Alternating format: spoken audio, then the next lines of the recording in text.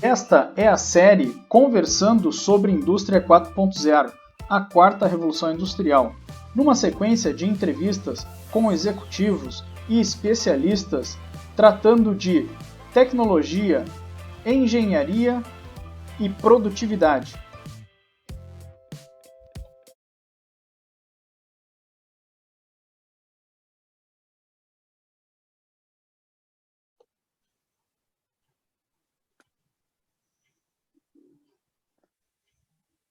Olá!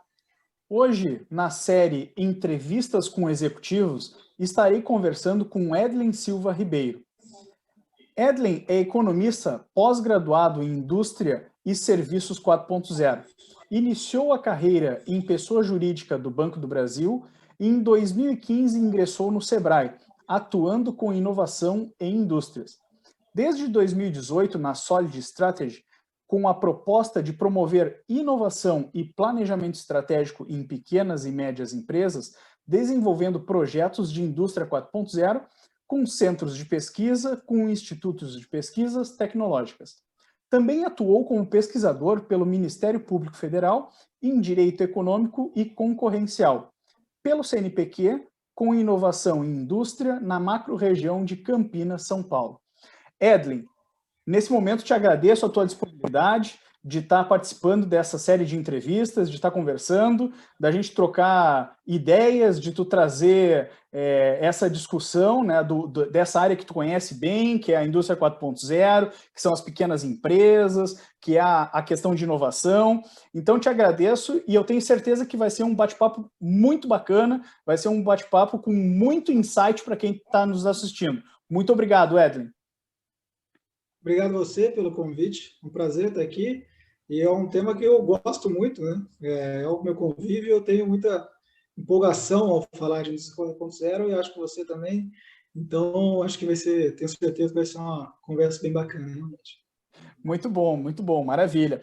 Edlen, eu queria começar essa nossa conversa te perguntando o que é a Solid Strategy e quais são as soluções que ela tem no mercado. Bom, eu trabalho com consultoria em planejamento estratégico e inovação. Mas eu não trabalho sozinho, eu trabalho com uma série de profissionais, nenhum é exclusivo, nenhum é CLT, são parceiros realmente, e conforme cada projeto ele apresente uma demanda, eu acabo acionando esses profissionais altamente qualificados para ser acessível para pequenas e médias empresas. A gente não pode ter um cientista de dados, um engenheiro, alguém de recursos humanos, por exemplo. Eu acho que a proposta Solid é trazer essa acessibilidade a esses profissionais para pequenas empresas e desenvolver de forma prática, realmente, tudo que é colocado em multinacionais e grandes empresas, empresas de grande impacto e porte, também para pequenas empresas, que sejam capazes de criar uma multitarefas e multi-áreas, multifrentes para desenvolver projetos de planejamento longevo. Maravilha. E, Edlen, na empresa, né, nessa área de consultoria, vocês trabalham bastante com a questão de inovação. E como inovar dentro das empresas, Edlen? Acho que o primeiro passo para pequenas empresas é mostrar o que é inovação, né? Então, muitas vezes a gente fala de inovação e elas não têm ideia, ou têm uma ideia distorcida. Acho que invenção é inovação. Então, quando a gente apresenta o que é inovação, primeiro diferenciando inovação de invenção, né? Invenções, especialmente em indústria, né? Nós temos todos os dias, alguém inventa alguma coisa no chão de fábrica, um produto novo e tal, mas não vê o retorno. Então, quando a gente fala de inovação, ela tem que ser planejada e tem que ter o retorno daquela invenção, daquela melhoria de processo. A outra coisa é qualificar e classificar as inovações. Nós temos, segundo o Manual de Oslo, da CDE, nós temos 4 tipos, né? O que é a de marketing, a organizacional, a de produtos e a de processos. Quando nós colocamos isso na mesa, a gente consegue ir para o mesmo caminho. A gente senta com a empresa e vê, bom, o que nós precisamos? Quais são as prioridades, as oportunidades que nós podemos colocar dentro dessas 4 áreas? E aí a gente começa um plano um plano de ação, a gente começa a passar a cultura da organização para a empresa, para que ela consiga uma diferenciação de competitividade. Então, a meu ver, a gente começa a inovação explicando o que é a inovação, caracterizando a inovação para que não seja nem um sentimento de inacessível e nem fazer errado.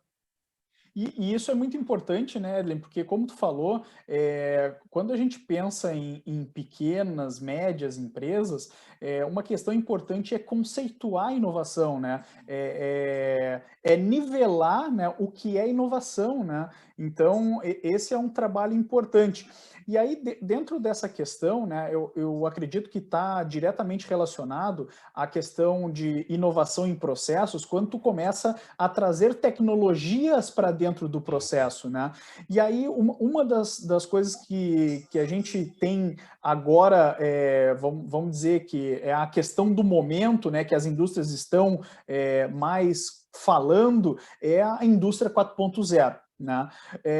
Eu queria que tu trouxesse para nós, Edlen, o que é a indústria 4.0?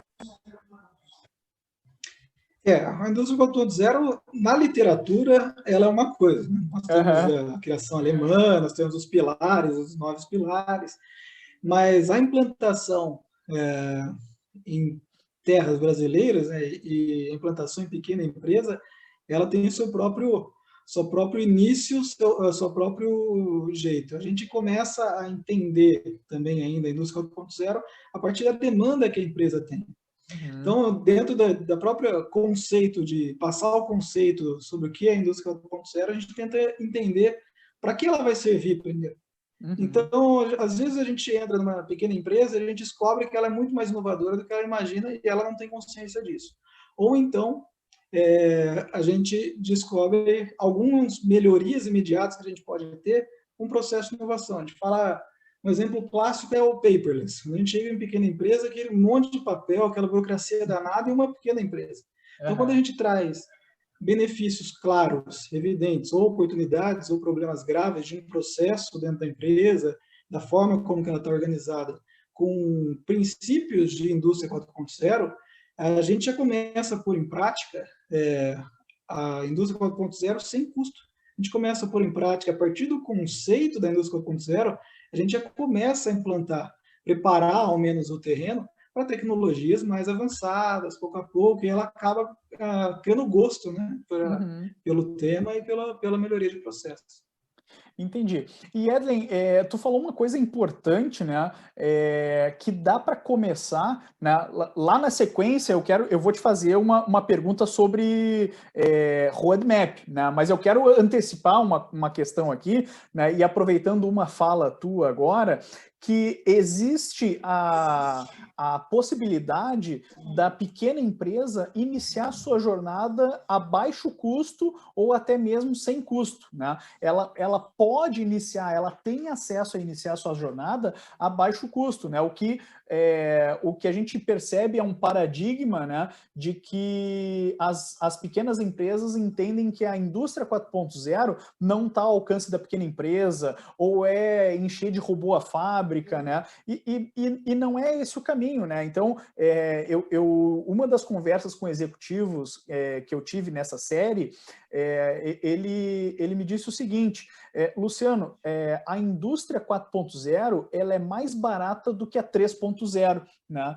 E aí disse, olha que insight interessante, porque não é o paradigma das pessoas, né, que a gente conversa sobre a indústria 4.0. Então, tu traz, né, um insight muito importante, que dá para iniciar a jornada a baixo custo. E aí eu queria fazer um parênteses e te perguntar, né, algum exemplo de ferramenta que a gente poderia colocar, né, numa pequena empresa, por exemplo, né, um exemplo assim, Luciano, isso dá para fazer, né, e está alinhando a empresa para a indústria 4.0. Excelente, eu concordo com a observação, eu acho que a indústria 4.0 ela é diferente em muitos aspectos de todas as três que nós tivemos. A acessibilidade é uma delas, a acessibilidade à tecnologia, porque a indústria 4.0 ela chegou antes nas nossas vidas do que na própria indústria. Todo mundo tem um celular, nós temos clouds, que é um dos pilares da indústria 4.0. Então, nós conseguimos utilizar de plug and play, na melhor forma dizendo, para pequena empresa, de imediato a custo zero. Todo mundo tem acesso ao Google Drive. Já consigo reduzir alguns dos processos administrativos. Por exemplo, simulação. Empresas de pequeno porte, nós temos processos muito mais simples. Às vezes, nós temos uma linha dentro de uma indústria de pequeno porte. Então, quando nós pegamos um FlexSim, por exemplo, ou um outro software de simulação, e nós temos a versão de teste, você pode fazer um processo, eu só preciso de um. Então, ali eu consigo já fazer uma simulação, de uma mudança na minha linha inteira de layout, sem mexer um parafuso e custo zero. Então, eu realmente acredito que o caminho para a pequena empresa é esse, é implantar o que está testado por grandes empresas e o que está plug and play a custo zero. Conforme isso foi trazendo ganho de produtividade, retorno financeiro, ganho de organização, de redução de processos, burocracia, aí nós vamos pensando em etapas mais avançadas da indústria 4.0. Mas, de cara, com um computador, você começa a revolucionar uma pequena empresa. Legal, Edlin, muito bom. E aí eu te pergunto o seguinte, né? Por que a pequena empresa ela deveria ou deve implementar tecnologias da indústria 4.0, que a gente conhece por tecnologias habilitadoras? Como economista, primeiro que vem à cabeça é Schumpeter, né? que é o economista que melhor explicou sobre o impacto econômico das inovações de forma geral. Então, se nós queremos ganhar escala, margem, competitividade, ter retorno econômico sobre as nossas invenções, agora, obrigatoriamente, nós temos que pensar na indústria 4.0. Todas as grandes mudanças para ganho de competitividade, ganho de margem de lucro, ganho de valor agregado nos nossos produtos, eles estão todos fundamentados nas tecnologias de indústria 4.0. Claro, ainda é possível explorar muito, ainda nós temos a indústria 3.0, as demais tem muito que explorar ainda, mas se a gente quiser pensar em excedentes, em ganho de competitividade real, nós temos que passar pelo ganho econômico que vai ser gerado na indústria 4.0. E eu acho que o maior incentivo aí já é Darwin, né? Aquelas que não se adaptarem, aí é um darwinismo tecnológico, aquelas que não se adaptarem, elas vão perdendo espaço, elas vão virando empresas de nicho, um nicho muito específico, até quebrarem, até fecharem as portas. Eu atendi empresa, por exemplo, que é comum aqui na região de Campinas, empresa que faz peça para Fusca. Olha, achei que fábrica de arame fazia peça para Fusca, mas não, eles fazem lá cabeçote, faz peças de Fusca e caminhão que já saiu de linha há 20, 30 anos. Né? Então, elas vão se tornando um nicho. Então, seja pelo lado econômico, de eu ter um retorno, uma competitividade maior, seja o lado de sobrevivência, não vejo outro caminho senão a prospecção tecnológica em indústria 4.0. E isso que tu traz, né, é muito importante, né, porque tu, como economista, tu já linka com a competitividade, né, então tu enxerga tecnologias como meio para competitividade, né, é um pouco que tu trouxe aqui. E a competitividade, ela é muito importante para o país crescer e se desenvolver, né, então é fundamental para o país ser competitivo, né, no ambiente macroeconômico mundial, para que a gente tenha força, né, que a nossa indústria seja pujante, e qual é a consequência de todos esses benefícios da produtividade e da competitividade? É que nós tenhamos mais trabalho, né, distribua renda através do trabalho, né, que então é necessário que as indústrias no país sejam mais competitivas. Então, né, isso que tu traz, eu sou de pleno acordo, né, contigo, e também acredito que nós devemos nos desenvolver tecnologicamente, né, para sermos mais competitivos, né, como país, né, no cenário global. Né, isso é perfeito. E aí, Edlin, eu te pergunto mais uma coisa, aproveitando isso, né? Como é que a pequena empresa ela pode inovar aplicando essas tecnologias no seu processo? Bom, está bem alinhado porque eu já começo a puxar ganchos ao seu próprio comentário. Você conseguiu sintetizar muito bem. Competitividade para economista, a gente pode fazer um paralelo espetacular com produtividade para engenharia. Nós usamos o mesmo conceito, em que nós temos ali a produção dividida pelos recursos empregados. O resultado de ver se a produtividade é maior ou não. Então, partindo de princípios como esse, nós entendemos o que se esperar de uma pequena empresa, a demanda. Quais são os pontos gargalos ali, onde eu posso ter ou um produto maior ou um esforço menor. Ou quando que eu vou gerar mais de renda, ou mais de produção, mais de receita, de margem, ou, né? Como eu posso reduzir os meus custos, os recursos empregados para conseguir aquele número maior.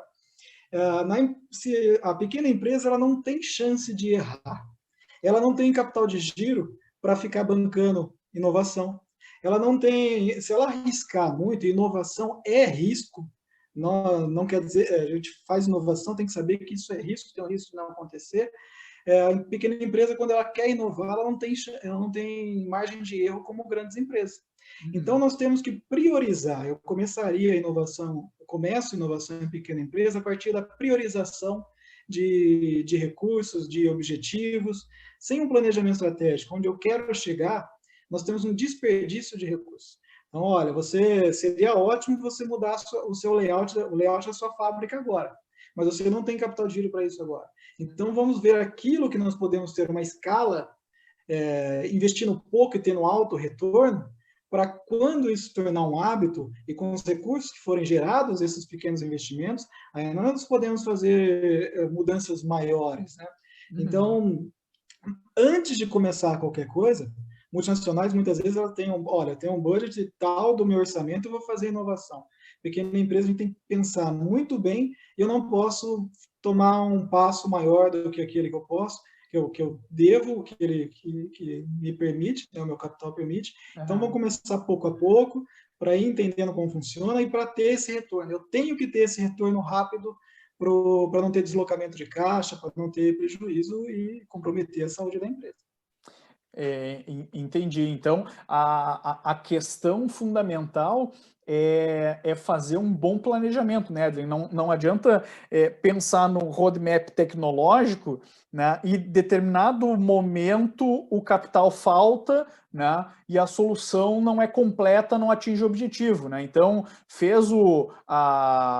mobilizou o capital que tinha e não atingiu o objetivo, né? Então, a tecnologia ela não foi meio para um problema de negócio ou para um resultado, né?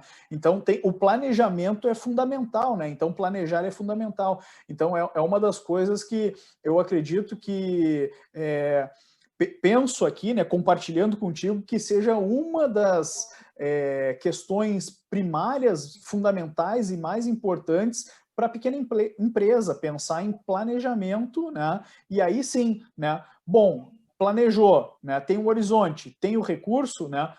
Começa essa jornada, que nós vamos falar de jornada, né? Um pouquinho mais adiante. E aí, nessa questão de pequenas empresas, eu queria ver contigo como é que tu tens observado a maturidade e o momento atual das empresas que tu tem contato ou que tu conhece, né, sobre indústria 4.0, sobre os níveis de maturidade. Como é que tu tem visto, né? Tá no início, tá no meio, tem empresas mais avançadas, varia conforme o setor. O que tu tem visto das empresas, Edlin? Às vezes eu volto para casa com um sentimento meio esquizofrênico, né? Porque você sai do céu ao inferno no mesmo dia. Nós está começando, eu vejo como lado favorável uma sensibilização maior, mais pessoas indo atrás, mais empresas tomando consciência disso, só que ao mesmo tempo o grosso, a grande maioria, eu acho que está muito atrás. Nós temos, não difícil, aqui na realidade, aqui próximo a Campinas, que é um polo econômico importante e tecnológico importante. Então, quando a gente conhece mais de 200 indústrias aqui na região, e muitas delas é uma cápsula do tempo. Você entra, você fala, nossa, onde eu estou? Tem máquinas que tem parques fabris em que você não tem uma máquina com NR12, para você ter noção. Você entra ali e fala, meu Deus, eu nem sei que máquina é essa daqui. Uhum. Então, até os funcionários, os colaboradores da equipe, ele tem 20, 30 anos de empresa. Então, essa é uma realidade que dá medo pensar qual é o futuro dessas empresas. Muitas delas já têm, os ativos delas estão totalmente já depreciados, ela não tem caixa e a gente não vê muito como adequar. Mas, pelo lado bom aqui, que eu vejo que tem mais empresas que ainda estão a tempo de conseguir implantar, se mobilizando. Sabem do desafio, veem que, nossa, vem com certo espanto no começo, mas rapidamente está absorvendo isso e assimilando sem medo. Bom, tem que fazer, tem que fazer. Ah, estou gostando disso daqui, vamos fazer. Então eu vejo esses dois mundos, aqueles que dificilmente vão acordar a tempo, que não tem mais energia, não tem mais vontade até de continuar, em que muito atrasado, é 2.0 mesmo ali, a gente está, Uhum. às vezes, até manual algumas máquinas, e outros que esses estão crescendo e têm assimilado rapidamente as tecnologias. Entendi. Edley, eu queria aproveitar essa questão de maturidade, momento, né, e fazer um parêntese e ver como é que tu está percebendo o movimento de entidades, de governo, de associações de classe, né? Tu percebe na região aí que tu atua, né, movimentos, mobilizações, uma agenda comum, né, discussões, né? Tu percebe que está acontecendo isso ou ainda está muito aquém, né, do que tu imaginas que pudesse ter? Eu vejo com bons olhos, acho que isso está acontecendo agora sim, e é Uhum. indispensável. Para a pequena empresa, ou a gente nova, pequeno, com pequenos esforços para ter esse a curto prazo, pequeno esforço de curto prazo, ou a gente precisa dividir o risco com outras entidades. Isso eu tenho visto que está sendo assimilado muito rapidamente. De 5 anos para cá, eu tenho visto isso de forma exponencial. Cito alguns projetos com o Instituto de Pesquisa Tecnológica, por exemplo, que é um órgão do Estado, tem mais de 100 anos, em que está entrando de uma forma muito efetiva, muito eficiente. É, centros de pesquisa, nós temos pools de empresa, cadeias se mobilizando, nós temos cadeias automotivas sendo integradas de fornecedor com fornecedor. Eu posso Uhum. citar até alguns exemplos de concorrentes se ajudando, porque tem visto isso como um ganho para todo mundo. Nós vamos ganhar produtividade, nivelar por cima e Uhum. para competir com os lá de fora. O caso da aeroespacial, por exemplo, em que eles têm se auxiliado para que Uhum. possam ganhar tecnologia suficiente para continuar no mercado. Então, eu vejo com excelentes olhos essa movimentação de privado, esse bioma não é bioma, esse bioma de inovação, eu vejo com Uhum. bons olhos, acho que tenha puxado muito dessas empresas para olhar com outros olhos para o Indústria 4.0. Legal, bacana. Bacana que esse movimento ele começa a acontecer, embora a gente percebe que ainda é incipiente, né? Estão começando várias agendas no Brasil, uma agenda nacional, agendas estaduais, agendas de entidades de classe, né? Mas isso é bom que seja fomentado, né? Para que esses conceitos e essas tecnologias comecem a fazer parte, né, do dia a dia das empresas ou, nesse momento, das conversas conceituais, né, para que as empresas possam projetar futuros melhores. E nesse viés de futuro, Edwin, eu queria colocar uma outra questão. Na tua projeção, né, pode ser uma projeção técnica, filosófica, como tu entenderes, tá? O que tu imagina para o futuro da indústria em relação a essas tecnologias da indústria 4.0? Pergunta interessante, ela envolve Aham, muito filosófico, econômico, engenharia. aham, Vejo como mudanças A inovação aberta, isso vai ser cada vez mais frequente e obrigatória, mandatória. Não tem mais como fazer sozinho. Administrar, ter todo esse conhecimento. Então, juntar forças, seja com o setor público, com o privado, com o fornecedor, com cadeia de fornecimento ali, geral, ele vai ser fundamental. Não dá mais para fazer tudo sozinho. A inovação inteira é muito arriscada, é muito complexo, são tecnologias muito complexas. Então, essa soma, essa sinergia de agentes, de tomadores de decisão, essa sinergia de agentes econômicos, ela vai ser indispensável.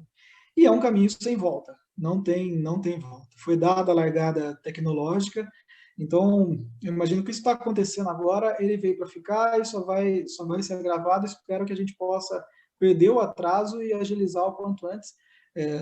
Isso que você está fazendo, por exemplo, isso passar conhecimento, mobilizar pessoas, isso tem que ser feito mesmo e a gente precisa dar mais voz para agilizar o quanto antes, porque não tem volta essa mobilização toda. Isso é importante, né? Esses movimentos de compartilhar informação, eu tenho participado de algumas agendas locais falando sobre indústria 4.0 e eu tenho percebido e observado como está desnivelado o conhecimento sobre o conceito da indústria 4.0, né? Então, dentro de uma mesma região, de um mesmo grupo de indústrias, existem nivelamentos diferentes sobre indústria 4.0. Então, eu concordo contigo, né? O compartilhamento de informações nesse momento é bastante importante. E Edwin, eu queria, nessa questão de futuro também, abrir uma outra questão. O que tu enxergas, né, também no horizonte próximo, quais serão as diferenças que serão mais perceptíveis, né, entre pequenas empresas e grandes empresas? Bom, eu vejo uma mudança muito grande do que é a pequena empresa hoje para o que será a pequena empresa. Uhum. Nós tínhamos como pequena empresa aquelas empresas em que ou ela era muito específica, ou atuava por nicho, ou ela fazia parte de uma cadeia maior que ela. Então nós tínhamos, por toda a industrialização nacional foi baseada nisso. Nós tínhamos produtores que serviam a cadeia automotiva, a cadeia de linha branca, então eles faziam parte de algo maior. E eles não chegavam perto da capacidade de receita, de margem das empresas grandes. Ele podia, muitas vezes, se tornar uma empresa grande, mas se comparássemos uma pequena e uma grande, havia uma diferença muito grande, seja tecnológica, seja de recurso. Já começou assim com multinacionais. Agora, eu vejo que isso vão embaralhar as cartas. É muito possível ter pequenas empresas um impacto e uma capacidade de gerar receita, valor, uma margem muito superior com grandes empresas. Deixa eu dar um exemplo, indústria plástica. Uhum. Nós temos dezenas de indústrias de injeção plástica aqui na região, em que nós temos aquele processo doloroso de criar molde, o custo é altíssimo inicial, em que eu não consigo fazer pequenos lotes, em que eu tenho um custo elevado, né? E ali eu tenho muitos funcionários, máquinas caras. Agora, eu posso comprar uma impressora 3D, vamos simplificar, uma impressora 3D e começar a fazer uma, duas, três peças em que resolvo. Eu posso colocar no mercado, fazer teste, dar como validação um protótipo para o cliente para fazer as alterações. Não preciso fazer um molde, depois o cliente não gostou, eu tenho que criar outro molde, que 30 mil, 40 mil reais. Uhum. Então, aqui a gente começa a ver oportunidades de pequena empresa em que eu posso rapidamente tomar o lugar de grande empresa ou ter um processo muito mais eficiente do que grande empresa. Eu não tenho mais aquele ganho por escala. Aquela que tem uma maior escala, ela tem uma margem maior, receitas maiores. Eu posso muito bem ganhar por escopo, ganhar por margem do produto. Então, a gente começa a pensar novos tipos de pequenas empresas em que ela não está integrada, em que ela é uma competidora de nível igual ou equivalente àquelas maiores. E eu tenho uma flexibilidade muito maior. eu posso uma flexibilidade de mudança muito maior do que grande empresa.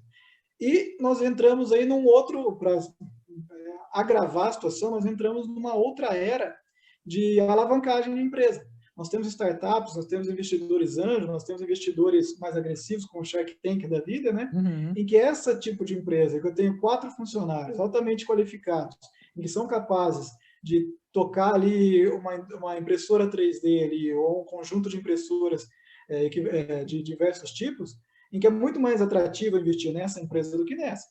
Então, eu não dependo mais da receita, da margem, da escala da empresa grande, eu estou muito mais interessado agora nesse alto valor agregado da pequena empresa. Uhum. Então, não sei se eu estou sendo claro, mas para mim essa é uma grande diferença que nós Sim. podemos imaginar da realidade hoje, daquela que ela está condicionada e muitas vezes dependente. Olha, eu tenho poucos clientes, eu tenho um grande cliente que se ele me largar, eu fecho as portas, Aham. para alguém que chegou já substituindo tecnologia, já roubando market share, já sendo muito mais rentável contabilmente do que as grandes empresas. E uma coisa dentro disso que tu traz, né, Edlen, eu tenho percebido movimentos, por exemplo, de grandes empresas, de empresas âncora, observando mais as startups, observando mais as pequenas empresas, e ele sendo o agente que alavanca aquela pequena empresa, porque ele enxergou, né, algo diferente naquela startup ou naquela pequena empresa, né? Então, várias empresas maiores, elas já estão montando um outro negócio, né, que é o de alavancagem de pequenos negócios, né, porque aquilo também é interessante para o ecossistema dela, né, e aí a gente percebe, né, a valorização de algumas grandes empresas observando os novos modelos de negócio, porque eu acho que isso que tu traz, né, tem a ver, né, com novos modelos de negócio. Pode ser que aquela solução ela já esteja no mercado há algum tempo, mas alguém se deu conta de um modelo de negócio diferente para aquela solução, e isso pode ter um valor muito grande para o mercado. Né? O simples fato de mudar o modelo de negócio. Ah, solução. Em tese, poderia até ser a mesma, né, dos modelos atuais, mas o modelo de negócio faz diferença. Tu vê isso como também uma tendência, Edlen? Essa mudança de modelo de negócio, né, e empreendedores que vamos dizer assim, que tem uma tendência de crescimento do seu pequeno negócio ser através de novos modelos de negócio? Plenamente. Eu acho que hoje é tendência, mas em um futuro próximo não vai ser mais tendência, vai ser regra. Uhum. É porque nós temos para a grande empresa, nós temos duas óticas a observar. Um é a oportunidade de agregar aquilo para o seu ecossistema, para agregar aquela tecnologia, aquele mercado, e a outra é o risco, o medo daquilo ter um impacto maior do que eu esperava. Uhum. É uma empresa que começou a crescer e rouba meus clientes, ela passa a ter uma proposta mais interessante que a minha. Então, ela, tanto para evitar ter um incômodo ali não esperado, como para ter agregar ao seu universo, passa a incorporar essas pequenas empresas. E a indústria 4.0 ela vai trazer esse leque de opções, porque ela vai trazer um mundo novo de produtos, de serviços, um mundo novo de modelos de negócio totalmente diferentes, muito mais adaptáveis, sair daquele hierárquico piramidal tradicional para muito mais adaptável, Uhum. ah, e com que atrai muito mais o dinheiro. A gente tem que seguir o cheiro do dinheiro. O dinheiro Aham. está cada vez mais, seja grande empresa ou seja o investidor, ele está cada vez mais olhando para esse formato de novos negócios em que é o orçamento, a restrição à base zero, baixíssimo custo operacional, baixíssimo custo fixo e um valor agregado altíssimo. Então, eu Uhum. concordo plenamente. Eu acho que nós estamos já quase falta pouco para uma curva de inflexão para deixar de ser tendência e se tornar padrão. Bacana, bacana, Edlin.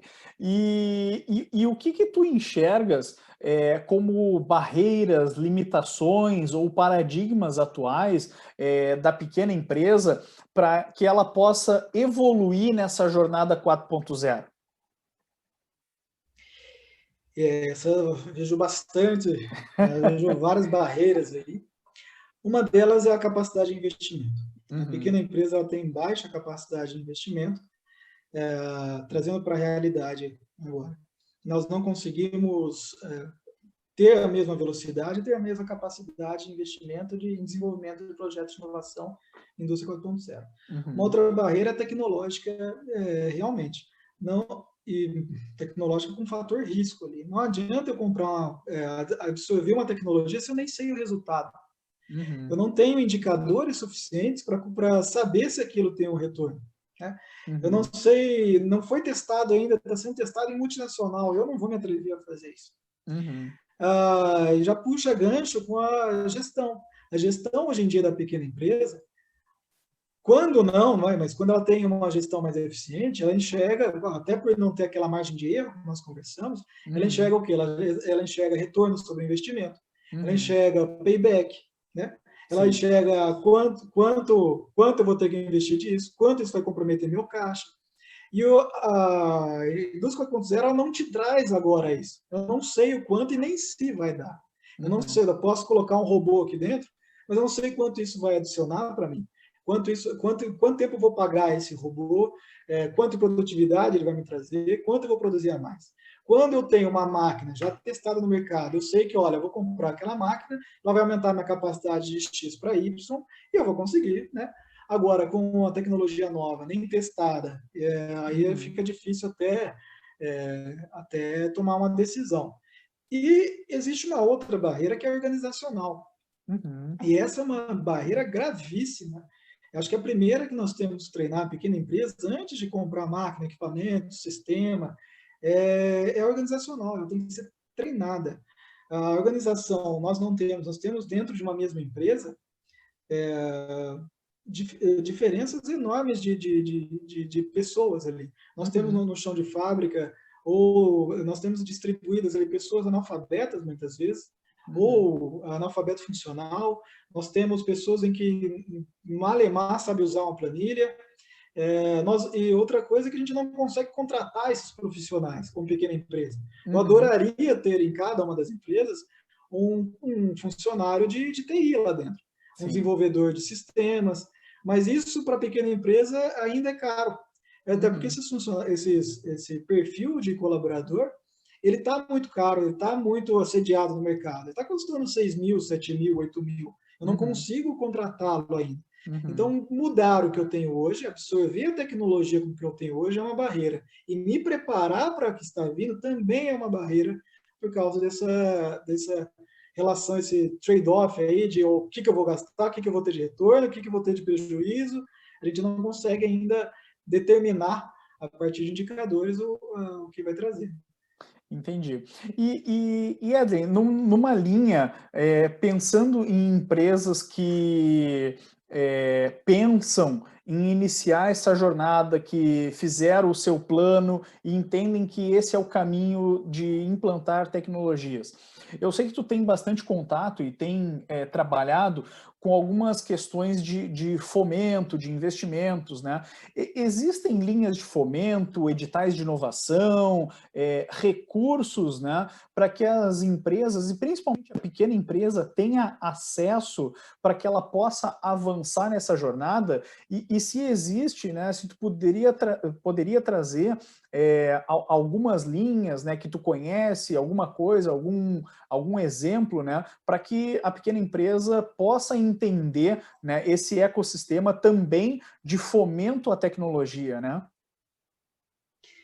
Temos sim, e são acessíveis. Muitas vezes nós Legal. imaginamos, isso eu nem vou atrás disso daí, porque negociar um capital de giro com um banco já é difícil, imagina uma linha de fomento. Existe esse medo, porque ele também não ele exige muito do empresário, da empresa, ele exige documentação, ele exige maturidade, em que muitas vezes desanima mas nivelar por cima, não pode desanimar se você quiser ser cada vez mais produtivo. Mas nós temos aí diferentes tipos. Nós temos, por exemplo, de financiamento de fato, que é mais parecido com linhas de banco mesmo, só que elas são subsidiadas. O FINEP, por exemplo, eu acho que foi um dos primeiros a lançar, ele lançou o FINEP 4.0, que é uma linha de crédito subsidiada com taxas reduzidas para projetos de indústria 4.0. Então, a gente cria um projeto e submete para o FINEP, ele vai olhar, olha, a viabilidade técnica, econômica, e vai repassar. O BNDES também recentemente lançou, fruto de muita mobilização de governo, do governo com empresas, com o próprio banco. Esses são linhas de financiamento voltado a projetos específicos. Mas nós temos alguns de fomento, e esse costuma atrair mais o empresário pelas suas condições, em que muitas vezes ela é não reembolsável. Então, nós temos o PIP da FAPESP, aqui em São Paulo nós temos a FAPESP, né, o Fundo de Amparo à Pesquisa de São Paulo. Ele subsidia uma parte do projeto e não reembolsável, ele não pede em troca. Se você executar o projeto, mesmo que ele dê errado, ele não dê o resultado, você não precisa pagar, não é um financiamento em que você vai pagar o que você pegou. A gente está dividindo o risco. Então, eu começo a tirar algumas das barreiras que nós começamos conversando. Então, essa divisão de risco é excelente para o Brasil, é excelente para a indústria, é excelente para a empresa. Nós ganhamos, para uma ideia boa, também submete um projeto para o FAPESP, o PIP é exclusivo para pequenas empresas. Né? São projetos de inovação para pequenas empresas. Divide o risco e divide os custos. Se der certo, nós temos níveis diferentes. Fiz um PIP 1, projeto inicial, R$200 mil, por exemplo, para um projeto de inovação. Dando certo esse projeto, eu posso submeter uma continuação desse projeto. E aí eu consigo um valor maior, ou seja, eu não fico nem no estágio embrionário, eu consigo ir por estágios e evoluindo o projeto inicial. Eu não consigo, se a pequena empresa ela não consegue pagar um cientista, eu não consigo pagar alguém altamente gabaritado, com projetos como esse a gente passa a ter acesso.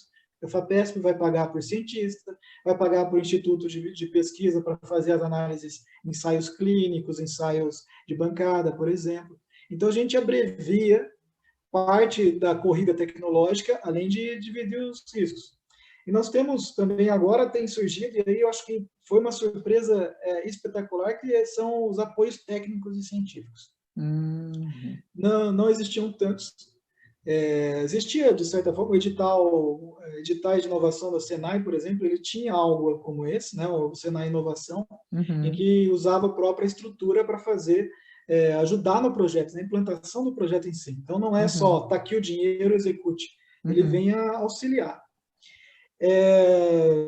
Esqueci de citar um, para não perder, o CNPEM, que é logo aqui, né, o acelerador de partículas, que é mundial, o projeto. Nós tivemos o projeto Sirius, em que ele subsidiava 100% do seu projeto, ou seja, ele pagava para você desenvolver a tecnologia e você não precisava devolver R$1 sequer. Então, existem essas oportunidades e a prioridade era a pequena empresa. Se pequenas empresas não tivessem interesse, aí ele abria para outros.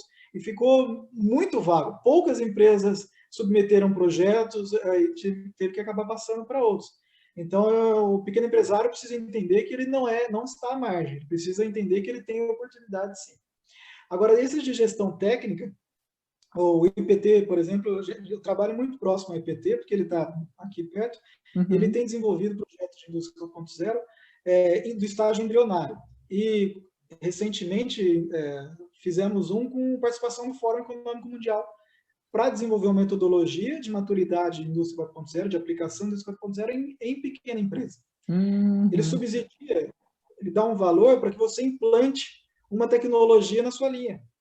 Aí eu começo a ter aqueles ganhos de escalas que nós conversamos. Eu coloco, olha, eu vou usar uma máquina sua, eu vou colocar sensoriamento em uma sequência de máquinas suas. Olha, eu vou trazer tecnologia para eficiência energética. Então, a gente começa a gargalos da empresa e com um projeto simples, pago e implantado pelo IPT, ele vai lá, ele implanta a tecnologia na sua linha, eu já consigo caixa suficiente, recurso suficiente para ir engordando o gado, para ir Aham. gerando novos. Eu não tenho nem a desculpa mais de, olha, o dinheiro não existe, e nem a desculpa que eu não vou ser capaz de fazer, porque o IPT ele vai lá e pega na mão para implantar, né? Uhum. Então, acho que o que está acontecendo é formidável, acho que a gente tem que incentivar e parabenizar, porque a gente só reclama, né? E tem muita Sim. coisa boa acontecendo. Ainda existem outros, como a lei do bem, tudo bem que é para empresas no lucro real, não Uhum. só, mas existem pequenas empresas no lucro real em que você consegue, olha, eu quero implantar esse projeto e abate, né, nos impostos. Você pode fazer isso de forma retroativa. Olha, ano passado eu Uhum. fiz esse projeto de inovação e eu quero que você devolva impostos para mim, porque eu estou fazendo inovação sozinho. Eu posso meter isso até projetos do ano passado, eu posso meter isso até julho do ano corrente. Ou seja, tem Uhum. oportunidades que muitas vezes grande empresário não sabe e muito menos pequena empresa. Ele podia estar se beneficiando desse ecossistema de inovação que foi criado a muito custo, Uhum. mas acabar passando desapercebido, e a gente não usufrui como deveria. E isso é importante, né, Len, que tu traz, porque só nesse tempo da nossa conversa tu trouxe uma série de possibilidades, né, e que eu percebo com alguns contatos que isso não é de conhecimento pleno, né, das empresas, nem de pequenas e muitas vezes de grandes empresas, né. Então são linhas de crédito, de fomento, fazem parte do ecossistema de inovação, mas e tem acesso, né? O acesso não é um acesso complexo, vamos dizer assim, né? Mas por desconhecimento, às vezes o recurso está lá, né? Ele está, né? Mas ninguém acessa, ele continua lá, né? Aí muda a linha, né? O recurso vai para outro lugar, né? Então, uma questão importante é que as empresas, né? Eu acredito, aproveitando isso que tu traz, elas dificilmente elas vão conhecer tudo que existe, mas elas acharem os hubs, né? Acharem as pessoas, acharem uma empresa que possa assessorar e identificar quais são as linhas mais adequadas para aquele negócio, para aquele modelo de negócio, para a estrutura fiscal, para a estrutura de inovação que ela tem, né? E que conheça, né, as diversas linhas possíveis, né? Então, talvez a pequena empresa ela não precisa se preocupar em conhecer tudo que existe, mas ela conhecer aonde que eu posso buscar informação, quem é o hub que vai dizer o que serve para mim. Isso é uma coisa importante também, né, Edwin? Com certeza. Quando nós estamos só olhando para dentro, os esforços são só seus. Uhum, E pequena empresa, como a gente viu, ela não tem recurso suficiente e ela não tem gasto para fazer sozinha. Então, se a uhum, gente quiser pensar em inovação, quiser pensar em alavancagem tecnológica, organizacional, econômica de pequena empresa, ela tem que olhar para fora. Aí a gente entra em conceito de gestão 4.0, inclusive. uhum, É, as informações não têm desculpa, porque você tem Google hoje em dia, você uhum. consegue qualquer coisa.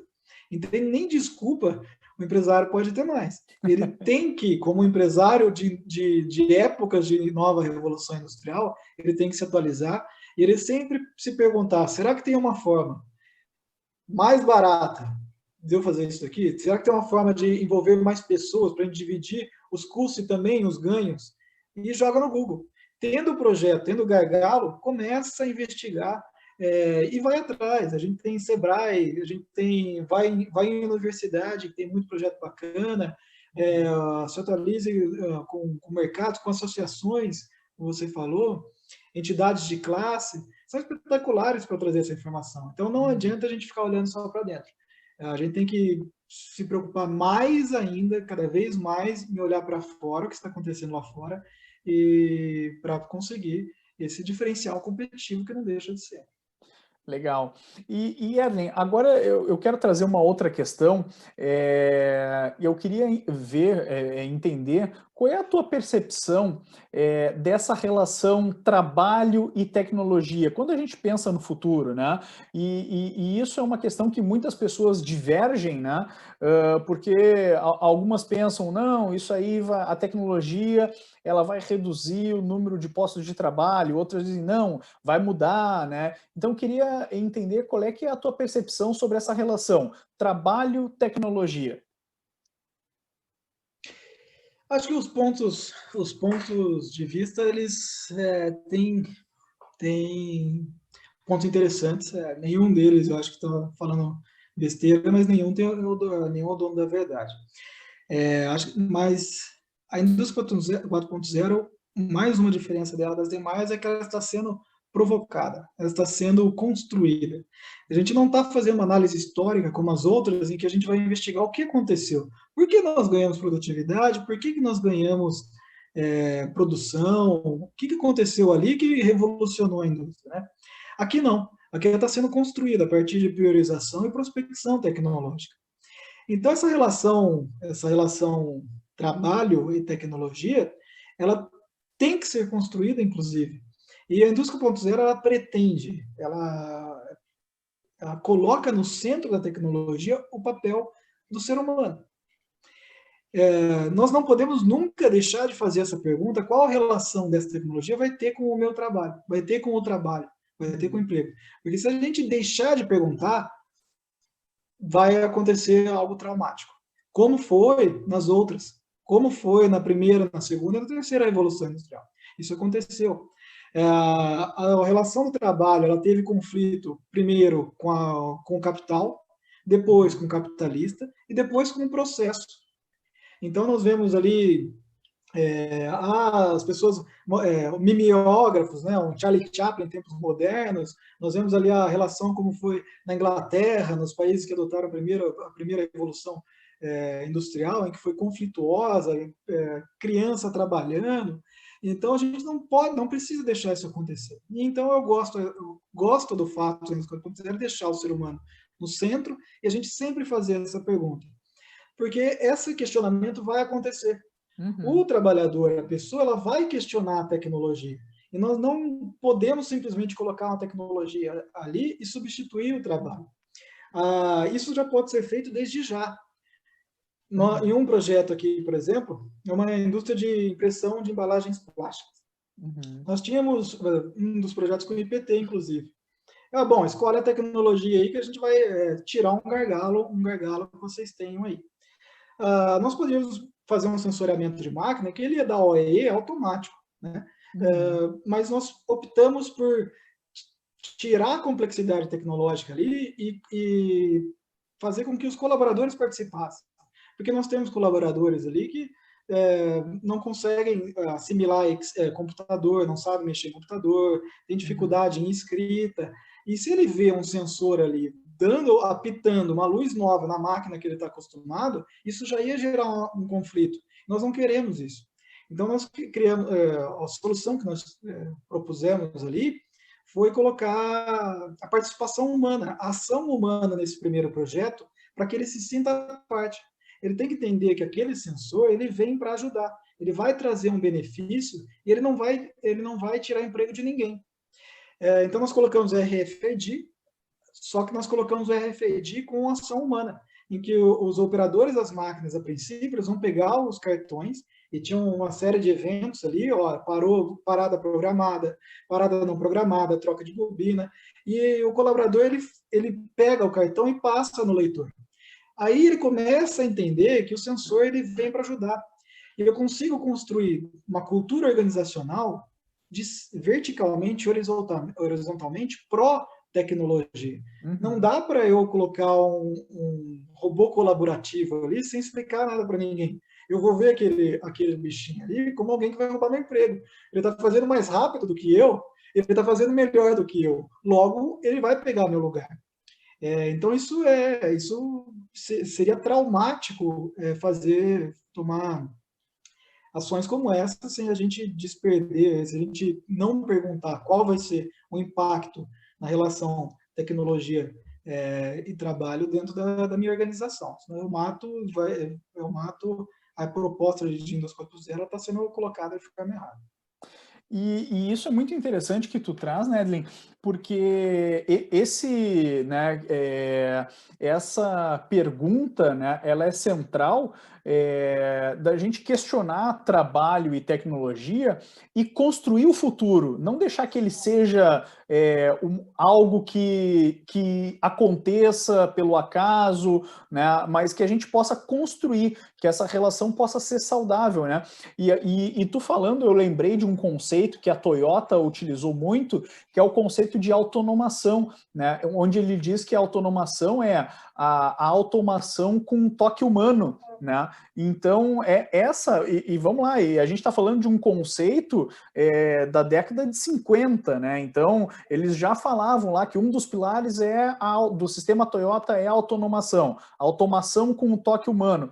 E isso para a realidade da indústria 4.0 que tu está trazendo para nós, né, se encaixa como uma luva, né? É fazer essa transição gradual para que a gente também vá preparando a sociedade e o ser humano para que não seja traumático, né? Para que o ser humano possa ainda ter a intervenção no processo, né? Mas que tire aquilo que, vamos dizer, que exija um maior esforço físico do ser humano, ou então algo que seja tão detalhista que o ser humano não poderia fazer, mas que ainda assim dê possibilidades para o ser humano estar dentro do processo, para que a gente vá amadurecendo a sociedade, para que a sociedade ao longo dos anos vá se qualificando e vá também evoluindo com as tecnologias que vão sendo implementadas dentro do processo. Então, acho que isso que tu traz, né, Edlin, é uma coisa importante, né, é um insight, né, que eu estou aqui compartilhando, né, contigo e com as pessoas que nos assistem, um insight importante que é de envolver, né, e como tu mesmo falou, colocar o ser humano no centro, né, dos acontecimentos e da evolução, né, que a tecnologia ajude o ser humano e que a gente construa um futuro que não seja traumático, mas que as empresas avancem e evoluem no caminho da indústria 4.0, né? Então, eu achei muito interessante esse insight que tu traz aqui, muito interessante. E aí falamos de Toyota da década de 50, né? Algo tão presente agora, né? Que é necessário estar presente, como tu mesmo trouxe, né? Se a gente pegar o Japão, eles têm sabidamente essa questão de cultura organizacional, né? Tanto que lá eles não tratam de indústria 4.0, eles tratam de sociedade 5.0, em que a sociedade 5.0, a indústria 4.0 faz parte, mas o conceito fundamental é trazer benefício ao ser humano, uma melhor qualidade de vida, trazer soluções práticas para que a sociedade se desenvolva com o uso de tecnologias na indústria, com o uso da indústria 4.0. Então, essa abordagem que nós estamos tendo agora aqui, ela está sintetizada na indústria 4.0, mas ela está muito mais avançada ainda no contexto no conceito de sociedade 5.0, que os japoneses estão trazendo já muito mais tempo, desde a década de 50, a gente está falando de 20, de 30, a gente está falando de Ishikawa. Pega o livrinho de Ishikawa de qualidade, lá já tinha lá os grupos os comitês de qualidade, a importância da cultura organizacional. Então, se não houver isso, não tem como não ser traumático. Se não houver o entendimento do grupo, da empresa, da cultura organizacional, em que todo mundo se sinta à vontade com aquilo, talvez tenhamos mais problemas na implantação do que benefícios. Talvez a gente possa até desanimar dentro de uma empresa, isso aqui deixa quieto, vamos voltar como era antes. Então, a gente matou toda a tecnologia que tinha tudo para ser mais produtiva, tinha tudo para trazer benefício, a gente matou ela no ninho, porque nós não fizemos o básico e um dos pilares da inovação, que é o organizacional. Né? A gente está falando de modelos de negócios novos, novas formas de organização e modelos de negócio, e a gente não pode esquecer esse lado organizacional de recursos humanos, valorizar a equipe que nós temos ali internamente. Muito bom, até porque a tecnologia não se faz sem pessoas, né? Então, são as pessoas que fazem as tecnologias. Muito bom essa reflexão. E tu tocou num ponto agora, Edlen, sobre benefícios, né? E eu queria te perguntar o seguinte: quais são os principais benefícios que tu enxerga, né, para a implementação, da implementação, né, das tecnologias da indústria 4.0 em pequenas, médias e grandes empresas, né? O que tu enxerga de principais benefícios, né? Olha, primeira solução de alguns problemas que nós temos na atualidade. A indústria brasileira, né? E a pequena indústria, então, mais ainda. Ela vem num achatamento da sua margem ali de décadas. A gente vive um processo de desindustrialização e de uma queda de margens. Nós pegamos empresas ali que se vê altamente endividada, um custo altíssimo, porque o custo aumentou muito e o preço foi caindo, né? Então, o primeiro grande benefício, quando a gente emprega uma tecnologia em que, de novo, na produtividade eu tenho menos esforço, menos recurso, mais produção, mais valor agregado, eu começo a recuperar a margem de lucro e que fui perdendo nos últimos anos, com a competitividade, com fatores externos, enfim. E não preciso crescer tanto, posso ter uma margem, aumentar mais minha margem sem precisar crescer. O Uhum. outro é a sobrevivência. De novo, a gente não dá para pensar em um benefício maior do que manter-se vivo, né? Manter-se Sim. próspero a longo prazo. Ah, outra coisa é o impacto nos próprios empresários, na própria organização, de que está evoluindo. Eu acho que eu vejo muito empresário em que ele acorda cedo, dorme tarde e acha que não está saindo do lugar. E pessoas em que elas estão muito desmotivadas. Então, quando a gente começa a implantar projetos e dá certo, e você vê o dinheiro entrando, a gente vê o resultado econômico, a gente vê a empresa mudando, passamos a ter novas organizações já, né, já com ânimo novo. O estresse do empresário brasileiro está bem alto e ele vive muitas oscilações. Nós Uhum. dependemos muito do mercado e de fatores externos que não estão no nosso alcance. Quando nós temos uma tecnologia em que ela passa a somar de forma exponencial dentro da gente, a gente não sofre tanto. Uhum. Agora, por exemplo, sobe o dólar, pronto. Uma crise de abastecimento terrível. Está faltando resina plástica, está faltando vidro, está faltando tudo, metal. A gente Uhum. está sofrendo uma crise de abastecimento enorme. Quando nós temos tecnologias que fazem menos com mais, eu passo a ter menos oscilação de mercado, eu passo a tomar mais conta da minha capacidade de produção. Então, eu vejo ganhos imediatos, seja em aumento de margem, seja aumento de produção, seja aumento da capacidade de gestão e menos interferência, menos ameaça vindo de fora. Respondi a pergunta?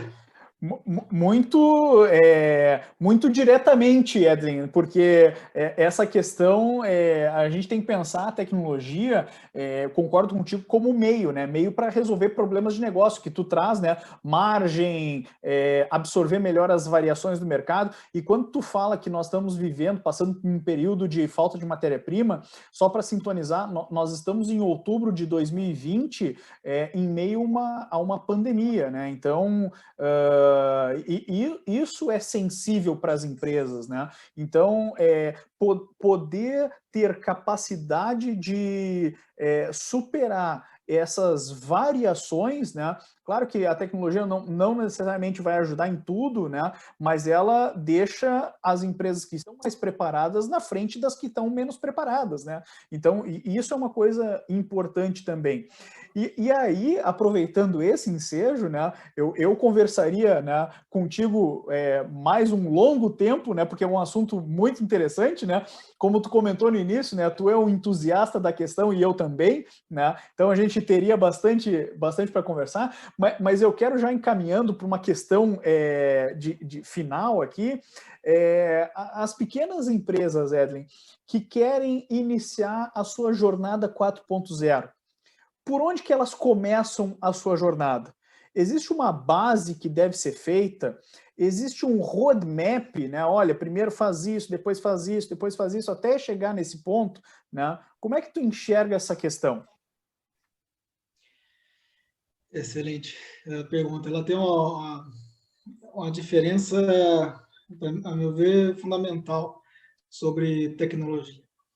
O movimento tecnológico ele tem dois. Né? Então, prospecção tecnológica, onde a gente vai criar uma tecnologia nova, testar novas soluções. Nós temos a priorização tecnológica. Vamos priorizar alguma tecnologia. A pequena empresa já parte mais para a priorização. Eu não tenho caixa, não tenho capacidade de assumir riscos e tudo mais. Então, nós temos que priorizar. Não vamos criar nada, não vamos inventar a roda. Nós vamos priorizar algumas tecnologias. Mas antes disso, eu tenho que entender quais as tecnologias que realmente vão trazer benefício para mim. Não adianta eu trazer invenções, eu tenho que trazer inovações e com retorno rápido. Uhum. Então, não, se eu for olhar para fora, pense como um cliente. Olha, tem aqui um cardápio. Você vai escolher entre que tem um cardápio, mas você nos perguntou o que você quer comer, o que você precisa realmente. Então, a gente tem que partir de dentro. Esquece a tecnologia e vamos elencar ali o básico, o que a gente precisa. Vamos fazer um SWOT. Né? Uhum. Quais oportunidades, quais ameaças nós temos aqui e priorizá-las. Olha, tem essa oportunidade de mercado em que eu posso sair na frente de todo mundo.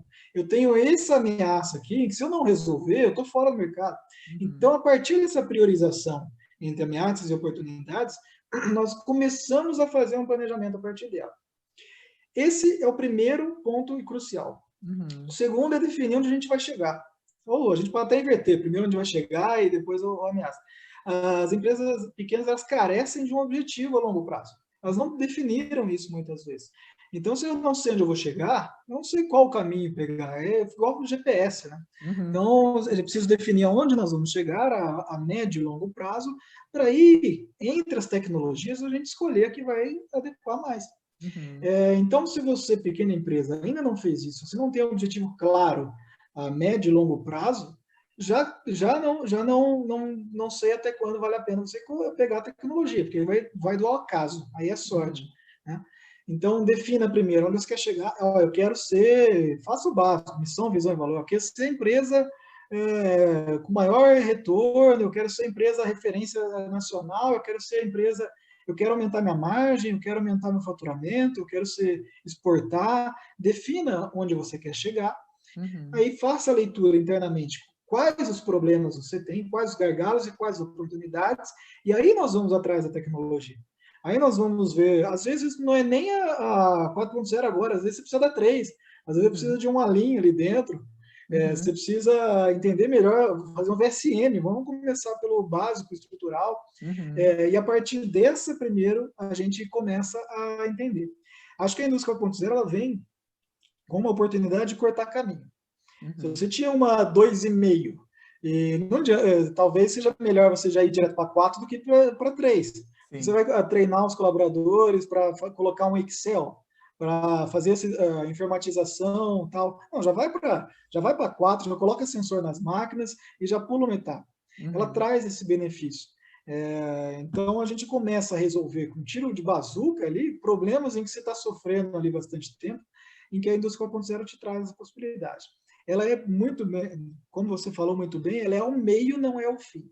O fim, a empresa tem que definir. O objetivo onde ela vai chegar e como no roadmap ali, quais ameaças eu tenho que tirar, quais fraquezas eu tenho que resolver, quais oportunidades eu vou aproveitar, né, quais fortalezas eu vou continuar aqui para chegar nesse fim.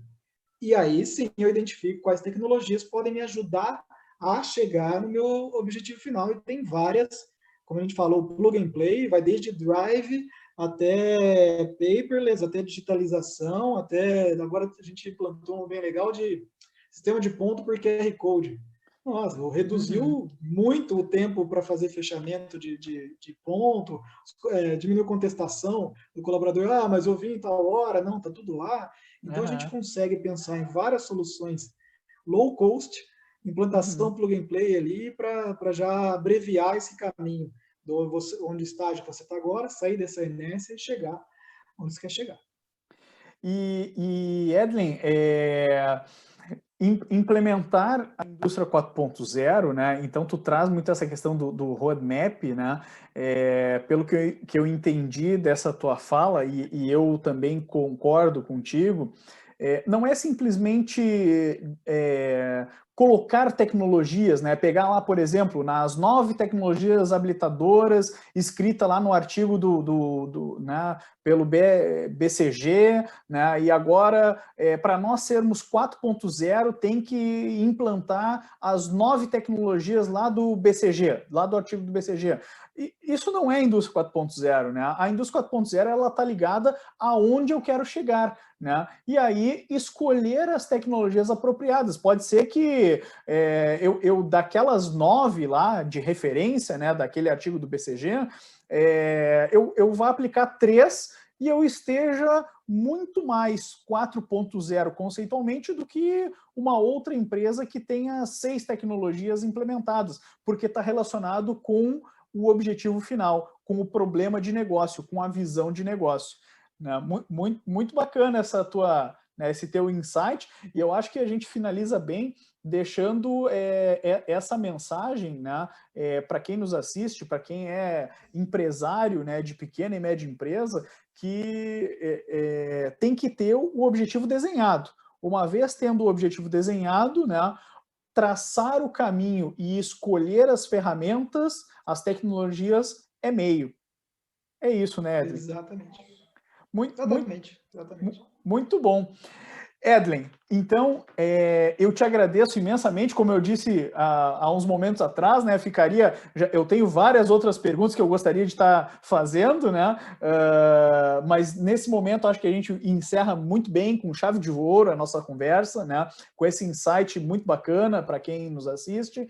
E te agradeço mais uma vez a disponibilidade de ter compartilhado tanto conhecimento e tantos insights, né? Principalmente falando de pequenas e médias empresas, né? Então, esse é um assunto relevante, importante e tem que estar no meio de discussão também, né, da pequena e da média empresa. Muito obrigado, Edlin. Muito obrigado.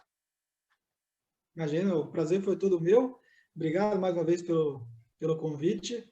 E espero que tenha ajudado aí a explicar algumas coisas e colocar mais dúvida aí na cabeça dos incentivados, empresários, aí atrás dessa movimento da indústria 4.0. Maravilha. Muito obrigado. Edlin, um grande abraço e até uma próxima. Um abraço, gente. Até mais.